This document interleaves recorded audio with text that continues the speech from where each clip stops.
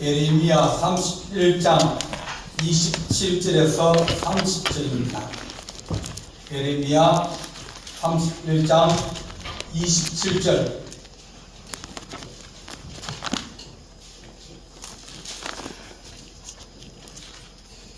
한 절씩 들어갑니다. 예레미야 31장 27절입니다. 여호와의 말씀이니라. 보라, 내가 사람의 씨와 짐승의 씨를 이스라엘 집과 유다 집에 뿌릴 날이 이르리니 깨어서 그들을 뿌리 뽑으며 무너뜨리며 전복하며 멸망시키며 괴롭게 하던 것과 같이 내가 깨어서 그들을 세우며 심으리라. 여호와의 말씀이니라. 그때 그들이 말하기를 다시는 아버지가 신 포도를 먹었으므로 아들들의 이가 시다 하지 아니하겠고 신 포도를 먹는 자마다 그의 이가 신 것 같이 누구나 자기의 죄악으로 말미암아 죽으리라. 아멘. 아멘. 기도하겠습니다. 사랑의 하나님 아버지, 우리가 하나님의 뜻과 계획을 알고 또 주님의 일을 하나님 우리가 합력하여 동참하고 쓰임받고 또한 하나님의 일에 우리가 하나님 더욱더 충성할 수 있는 거룩한 주의 종이 되게 하여 주옵소서. 아멘. 주의 뜻이 무엇인지 분별하게 하시고 하나님의 크신 은혜와 은총을 더하여 주시옵소서. 오늘도 주의 말씀을 상고합니다. 하나님의 거룩한 은혜와 은총이 우리에게 있기를 간절히 바라옵고 이 모든 말씀을 주 예수 그리스도의 이름으로 기도하옵나이다. 아멘. 하나님이 하시는 일에는 때와 그리고 방법, 사람 그런 것들이 다를 수 있습니다. 우리나라도 경제적으로 이제 우리나라에서 공장을 세우고 이렇게 할 때는 우리나라 사람들이 많이 했지만 이제 점점 다른 나라가 임금비가 싸지고 그렇게 되니까 그런 공장들이 이제 임금비가 싼 데로 이사를 갑니다. 이사를 가면 회사도 거기 따라가서 똑같이 이제 수입을 벌어들이는데 그쪽에서 이제 벌어들이는 거예요. 우리도 마찬가지입니다. 하나님의 교회도 마찬가지로 하나님의 교회가 지금 우리가 한 명을 전도하려고 그러면 얼마나 힘듭니까? 힘들거든요. 그런데 중국이나 중국도 이제 좀 때가 지난 것 같아요. 코로나19 때문에 때가 지난 것 같아요. 코로나19 전에는 그 교회 목회자들이 말하기를 우리는 문만 열어놓으면 자기들이 교회를 찾아온다고 그렇게 얘기를 합니다. 그러니까 막 추수할 것이 많아가지고 그 사람들이 예수 믿으러 교회를 찾아오는 거예요. 교회 문만 열리면 들어온다는 겁니다. 그러니까 얼마나 추수할 수 있는 좋은 기회입니까? 네팔도 마찬가지예요. 캄보디아는 이제 얘기 듣기로는 왕의 아들이 한번 미국으로 유학을 갔다가 예수를 믿게 됐습니다. 예수를 믿었는데 돌아와가지고 아버지한테 아버지 나라가 잘 살라 그러면 기독교를 받아들인다고 그렇게 아버지한테 충고를 한 거예요. 그러니까 그것을 들은 아버지가 이제는 다른 사람들이 불교를 믿고 있으니까 백성들이 불교를 믿고 있으니까 그걸 기독교 믿습니다. 이게 왕이 마음대로 함부로 못하거든요. 그러면 우리가 교회가 세워지고 그런 것들은 우리가 관여하지 않겠다. 국가에서 제재를 한다든지 억압을 한다든지 교회를 핍박한다든지 그러지 않겠다. 그러니까 얼마나 이게 문이 활짝 열려버렸습니까? 그러니까 추수를 할 때 경제적으로 좀 살기가 좋아지고 또 여러 가지 장치가 좋아지고 그러면 예수 믿는 사람들이 줄어듭니다. 왜? 걱정할 게 별로 없거든요. 아프면 어디 간다? 병원 간다. 병원 가면 누가 치료된다? 의사 치료인데요? 네. 치료를 가야 된다? 알아야죠. 건강보험에서 거의 다 해요. 걱정할 게 별로 그렇게 많지 않습니다. 또 애들은 누가 공부시켜요? 나라에서 요즘은 등록금, 대학 등록금도 국가에 달려있습니다. 그러니까 걱정할 게 별로 없고 뭐 문제가 생기는 요즘 뭡니까? 다른 일로 이제 대체를 하는 거예요. 텔레비전 틀어놓으면 뭐 하루 24시간 텔레비전 다 나오는데 외로울 시간이 어디 있습니까? 여기 끝나면 저쪽도 돌리면 저쪽도 치러 온다고, 저쪽도 하면 또 이쪽도 돌리면 또 이쪽도 치러 온다고. 사람들의 마음이 이게 외롭고 힘들고 그럴 틈이 없는 거예요. 그러다 보니까 복음을 받아들이기가 어려웁니다. 그러니까 추수할 때가 힘들어지는 거예요. 우리가 70년, 80년 그때는 교회가 부흥하면 사람들이 막 몰려와가지고 은혜 받고 그럴 때가 있어요. 그는 아주 추수하기 좋은 시절과 때가 있습니다. 그때를 놓쳐버리면, 때가 지나가면, 이제 11월달 돼서 추수하라 그러면 힘들잖아요. 12월 중순쯤 됐는데 뭐 어디 보리 배러 가겠습니까? 어디 뭐 벼를 배러 가요. 이미 시간이 지난 거예요. 때가 지난 거예요. 하나님이 하신 방법이 때도 있고 시간도 있고 방법도 있다. 문이 열리는 곳에 가서 그곳에 교회를 세우고 그러면 거기는 교회 문만 열어놓고 전도만 하게 해도 예수 믿는 사람이 많이 생깁니다. 그래서 하나님이 일하시는 것에는 때가 있고 방법이 있다. 오늘 이번 말씀에서도 하나님이 이스라엘 백성에 대해서 실망을 많이 하셨습니다.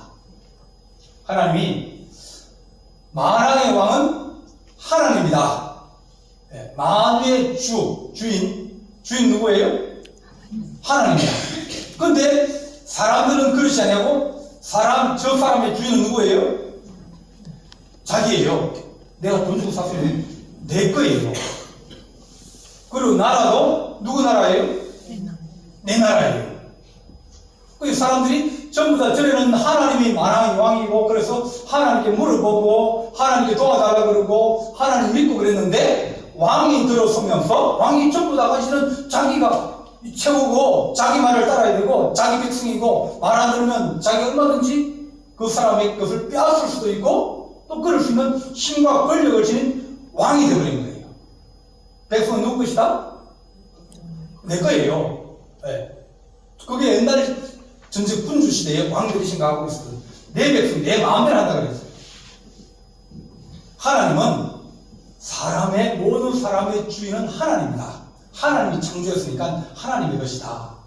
네. 그리고 나라는 하나님의 나라를 세워야 되고 왕은 하나님께 순종하면서 하나님의 뜻을 이루는 그런 하나님의 종, 하나님의 사자가 되어야 되는데 그렇지 않고 자기 나라를 이루려고 그러고 어떻게 하든지 자기 방법대로 하려고 그러고 그 인간적인 방법으로 옆에 나라와 서로 막 화해를 해가지고 손잡아가지고 서로 침략하지 말자, 사도 맺자 이렇게 나라를 자꾸 꾸려나가다 보니까 사람의 마음이 우상을 숨기고 사람의 마음이 사람을 업신여기게 되고 사람의 마음이 악을 행함에도 불구하고 그들이 두려워하지 않는 모습을 보이게 된 거예요.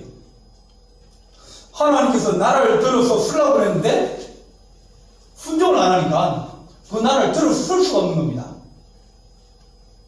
하나님께서 몇 번씩이나 선지자를 보내가지고 너희들이 회개해라, 하나님께 돌아와라, 하나님을 너희 왕으로 모시라 그렇게 말씀을 하는데 불구하고 사람들은 이게 귀에 안 들어오는 겁니다. 그래서 하나님이 법을 바꾼 거예요. 내가 이제 이 나라를 더 이상 내가 못 쓰겠다. 이 나라를 내가 버리고 저쪽에다 다시 땅을 만들고 그것이 오실 때가 다시 심겠다.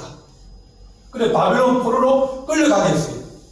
사람들은 생각하고 아이고 우리나라가 망해버렸구나. 이제 우리는 다시는 일을 쓸 수 없겠구나. 우리는 이제 다시는 유대 나라가 없다라고 생각했지만 하나님은 아니라는 거예요. 내가 여기 동자 좋은 것을 몇 개 골라가지고 저쪽에 심어가지고 거기에서 키우고 은혜 주고 물 주고 가꾸어서 그들로 하여금 하나님의 은혜로 살아갈 수 있는 그런 새로운 백성, 그 백성을 만들겠다는 겁니다. 사람의 뜻과는 틀린 거예요. 우리는 생각하기를 이렇게 해야 된다 그런 생각하지만 하나님은 야 너 아니면 안 될 거냐? 너 아니라도 된다는 거예요. 우리는 하나님 꼭 그 사람이 필요합니다. 우리는 필요해요. 하나님은 왜요? 순종한 자를 쓴다는 거예요. 에스더가 왕비가 되었습니다. 모르드게 자기 외삼촌이 잘 키우고 믿음을 심어주고 또 믿음을 가져가지고 이제 페르시아 큰 제국의 왕비가 된 거예요. 근데 자기 유대인들이 거기 있는 하만이라는 사람이 이 유대인을 다 죽이려고 몰살시켜 버리려고 꾸민 거예요. 눈에 보기 싫거든요. 그래서 모함을 꾸미고 죽이려고 그럴 때 이제 여삼리 사람을 보내가지고 에스더에게 얘기하는 거예요. 네가 왕비인데 왕에게 나아가서 이 이야기를 좀 전해주라. 우리 백성을 좀 살려달라. 그렇게 사람을 통해서 이제 소식을 전했습니다. 근데 에스더가 자기가 할 일이 없거든요. 왕비라도 그 옛날 같으면 이 큰 제국의 왕들은 암살을 많이 당합니다. 다른 상대방들이 음식에 독을 타기도 하고 갑자기 몰려와서 칼을 가지고 사람 옷을 빼앗아가기도 하고 그런 일이 많으니까 늘 그렇게 음식을 먹어보는 뭡니까? 기미상공 그런 사람이 있습니다. 먼저 먹어보고 먹게 하고 그 왕 주변에는 뭡니까? 항상 제일 무술 잘하는 사람을 세워가지고 경비를 쓰고요. 그리고 들어올 때는 항상 뭐입니까? 금사 다 하고 예약돼 가지고 약속하고 그리고 들어오게 하는 거예요. 근데 갑자기 들어오면 그 사람은 뭐예요? 부르지도 않은 데 들어가면 그 사람은 나쁜 의도를 가지고 왕을 해치려고 하는 사람이기 때문에 그 자를 죽여버려야 됩니다. 왕이 오라 그래야 되는데 근데 그 위대한 큰 나라의 왕이 뭐 부인이 한 명만 있겠습니까? 많이 있는데 그 보고 싶은 사람 오라 그러는 거예요. 내가 부름을 받지 못했는데 내가 나아가다가 내가 죽을 가는가 못 간다. 그럴 수 없다. 도와줄 수 없다. 그랬습니다. 그러니까 모르게가 하는 얘기가 뭐냐면 하나님이 이 민족을 너가 아니면 못 구할 것 같으냐.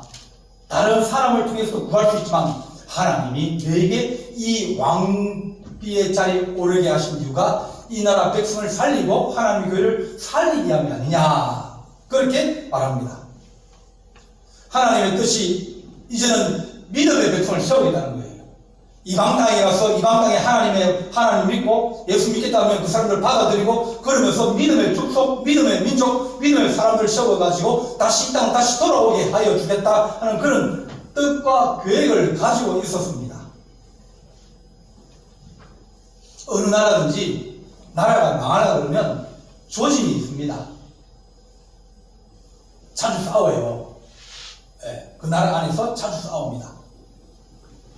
자주 싸우고 내부 분열이 심하고 막 그렇게 하면 아 나라가 혼란스럽구나. 혼란스러우면 뭐가 들어온다고요? 적이 들어. 네, 도적이 들고 마귀가 드는 거예요.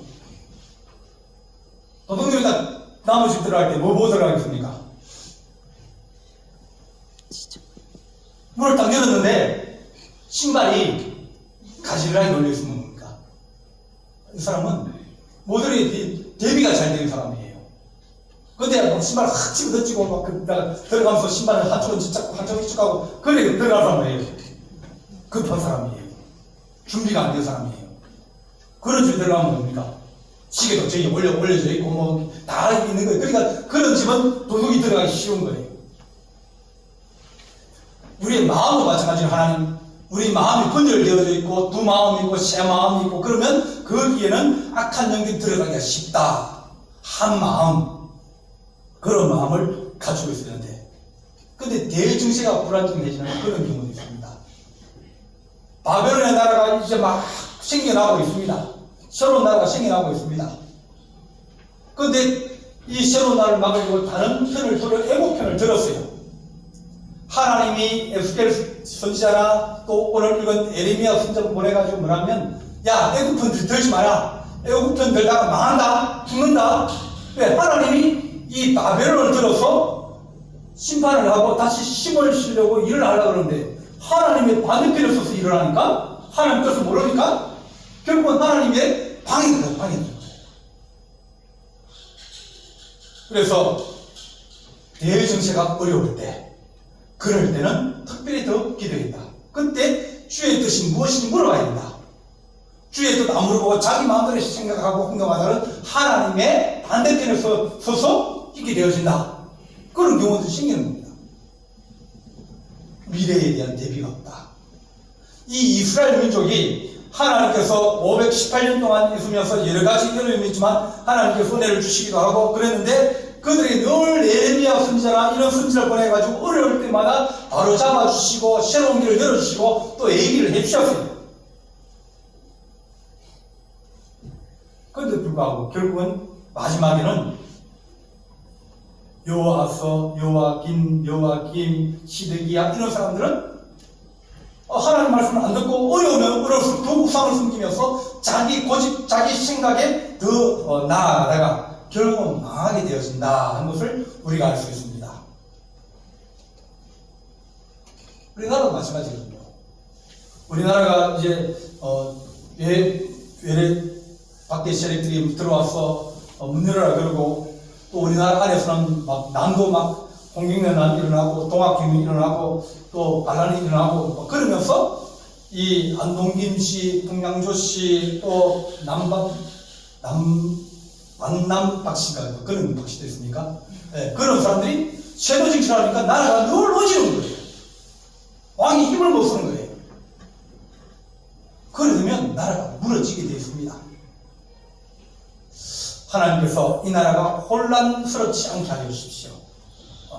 이 나라가 하나님 외부 세력이 중국이나 일본이나 미국이나 소련이나 여러 나라들이 우리 주변에 있습니다. 어느 나라가 우리에게 도움이 될지 우리는 잘 모릅니다. 그렇지만 하나님 이 나라가 나아갈 길을 주께서 축복하시고 도우셔서 하나님의 교회가 하나님의 일을 하고 하나님 뜻을 이루고 하나님 나라를 세울 수 있는 그런 사명이 있으면 하나님께서 나라를 세우시고 도우실 겁니다. 오늘 그 말씀에 하나님께서 내가 27절 보겠습니다. 여호와의 말씀이니라 보라 내가 사람의 씨와 짐승의 씨를 이스라엘 집과 유다의 집에 뿌릴 날이 이르리니 지금은 어렵지만 너희가 다시 돌아오게 되면 내가 사람의 씨와 또 짐승의 씨를 다시 뿌리겠다. 근데 사람이 인구가 늘어나야 될 거 아닙니까? 뭐 국방을 지키고 또 뭐 집을 짓고 농사를 지으려면 사람이 있어야 되니까 하나님이 사람의 씨를 뿌려서 사람들이 태어나고 또 그 사람들이 어려서부터 병에 잘 걸리지 않고 건강하게 잘 이렇게 사람의 숫자가 늘어날 수 있도록 복을 주시겠다. 짐승도 또 새끼를 잘 낳고 그러면서 그 가정이나 또 그 나라가 복을 받게 하나님께서 이스라엘 집과 유다의 집 그러니까 전체 이스라엘입니다. 뿌릴 날이 오겠다. 그렇게 말씀하시면서 깨어서 그의 뿌리를 뽑으며 무너뜨리며 전복하며 멸망시키며 괴롭게 하신 같이 내가 깨어서 그를 심고 또 세우리라. 전에는 하나님께서 불순환을 치고 뽑고 또 무너뜨리고 그렇게 했지만 그 하나님 다시 우리에게 심고 다시 세우고 그렇게 해서 하나님의 은혜를 새롭게 하여 주시겠다. 그렇게 말씀하십니다. 하나님께서 새로운 뜻을 가지고 새로운 방법으로 새롭게 일을 하시겠다는 겁니다.